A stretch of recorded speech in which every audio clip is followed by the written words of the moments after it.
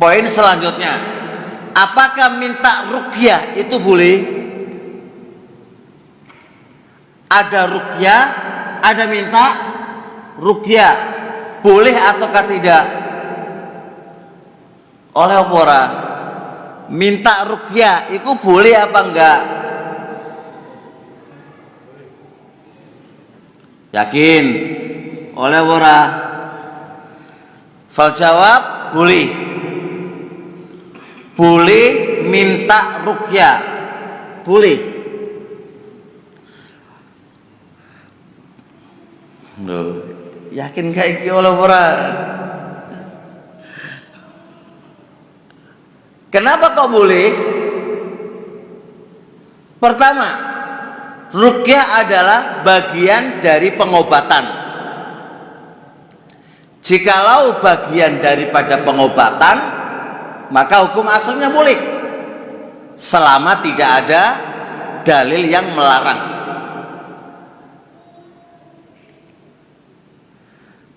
Baik, aman di sini? Aman. Perbedaan para ulama hanya seputar afdolnya tidak meminta ruqyah ataukah tidak. Seputar ini, afdolnya tidak meminta ruqyah atau afdolnya meminta ruqyah. Jelas, Pak? Kalau ditanya afdolnya tidak minta ruqyah. Tapi ada syaratnya. Kenapa afdolnya kok tidak minta ruqyah? Kenapa? Karena di antara 7.000 masuk surga tanpa hisab adalah walayas terkun, mereka tidak meminta ruqyah. Tapi ini ingat, kalau Anda tidak meminta ruqyah, dipahami di sini. Jikalau Anda tidak meminta ruqyah, itu diikat.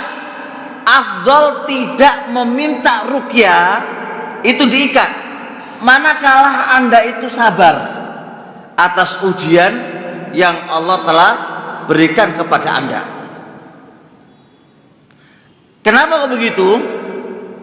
Karena tidak meminta ruqyah maksud daripada hadis wala yastarkun wala yaktawun wala yatatoyarun, maksud daripada hadis itu adalah apa? Anda pasrahkan kepada Allah, Anda pasrahkan ke Allah, dan Anda sabar dalam menghadapi ujian itu. Makanya finishnya wa ala rabbihim yatawakkalun, tawakalin nang Allah itu tinggi banget. Nah, jikalau Anda nggak kuat dengan ujian itu, loro wae, ngeluai, mengaluai, kalau nggak kuat model kayak gini ki, Anda lebih baik minta ruqyah. Bisa dipahami?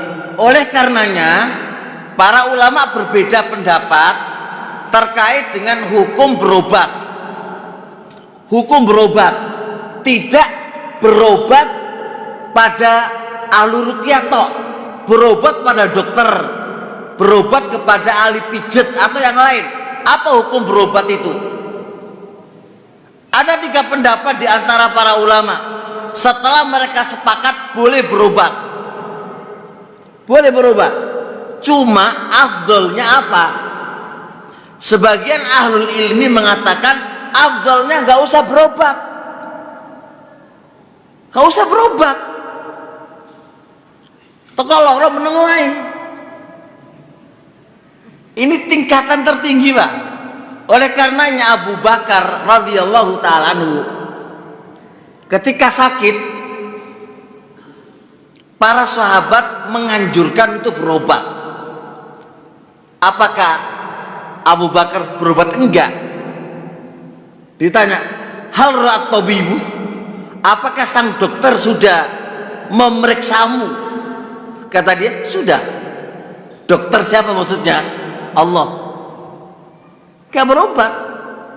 Nah kalau imanmu kayak Abu Bakar, kau apa-apa menengowai sabaro, maka ini afdal bagi anda untuk gak berobat. Pendapat yang kedua, berobat. Berobat karena berobat itu mengambil ikhtiar. Mengambil ikhtiar. Ikhtiarnya untuk sembuh ya berobat. Pendapat ketiga dirinci.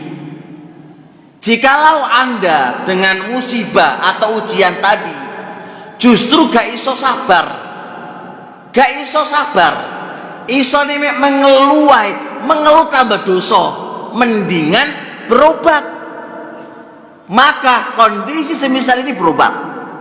Tapi jikalau anda sabar dan menikmati ujian tadi, maka afdal bagi anda nggak perlu berobat. Imanin dewek kayak Abu Bakar. Ayo, imanin dewek kayak Abu Bakar apa ora? Nah, jikalau antum paham tadi, kasus meminta ruqyah adalah kasus yang sama.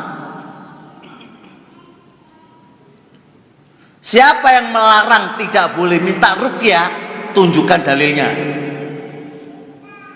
Saya punya pembahasan ini dan punya buku tentang ini yang saya kasih judul Salahkah Aku Minta Ruqyah. Rata-rata orang yang melarang minta ruqyah dalilnya adalah 7 golongan tadi, 7.000 tadi yang mereka masuk surga tanpa hisab. Saya baca sarannya, puluhan saran saya baca, tidak saya dapatkan satu ulama pun mengatakan ini adalah larangan meminta ruqyah. Nggak ada kata-kata itu. Ini hanya menunjukkan keutamaan orang yang tawakalnya tinggi. Derajat orang itu beda-beda.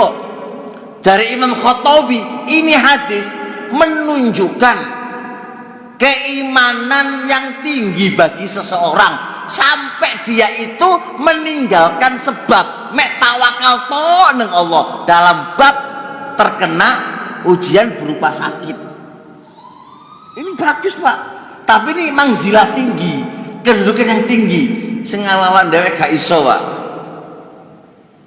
Sopo sing kuat diganggu sama sihir, diganggu tukang sihir Pak, iso to sampean sabar menikmati iso gak apa-apa sing kate iso. Ibnu Qayyim punya babu sabri salaf, sabare para ulama salaf dari ujian. Mereka itu terkadang mengharap dan merasa senang dan merasa lezat ketika diberi oleh Allah sakit. Seneng Pak mereka Pak. Kenapa kok mereka senang? Dengan mereka cukup bersabar itu oleh pahala. Pahala yang biasa mereka lakukan gak bisa melakukan itu oleh pahala. Sabari oleh pahala. Oleh pahala akeh, bonusnya akeh. Tapi syaratnya harus sabar. Awak-awak dhewe iki iso to kaya ngono. Iso ora? Monggo kalau bisa ya. Dikai oleh Allah lara teko sabar wae meneng ae. Aja kok dikai lara mari ngono muring-muringi anak, muring-muringi bojo, kok wae dimuring-muringi karena sakit yang menimpa kamu. Iku nambahi dosa. Wis berobat wae nah cepet waras. Lu piye pripun? Enggak. Ada kadang dikai lara apa jenenge luka dikitai atu terus iku piye? Bingung sampai yang nunggoni Pak. Sampai bingung yang nunggoni iku. Kota atu dingin atu lor saiki atu. Terus piye kok ini? Wis gaweane dokter ae wis luwih aman. Tidak apa? Nambahi dosa sing nunggu dan nambahi dosa bagi yang terkena penyakit itu. Pun paham nggih jelas? Jelas nggih? Jadi secara singkat ruqyah iku oleh ora ono masalah selama ada 3 syarat tadi. Diapal tolong syarat itu. Dari sini jenengan bisa menghukumi ono ruqyah syar'iyah, ono ruqyah secara syar'i, ada ruqyah yang tidak syar'i. Tinggal lihat 3 syarat tadi.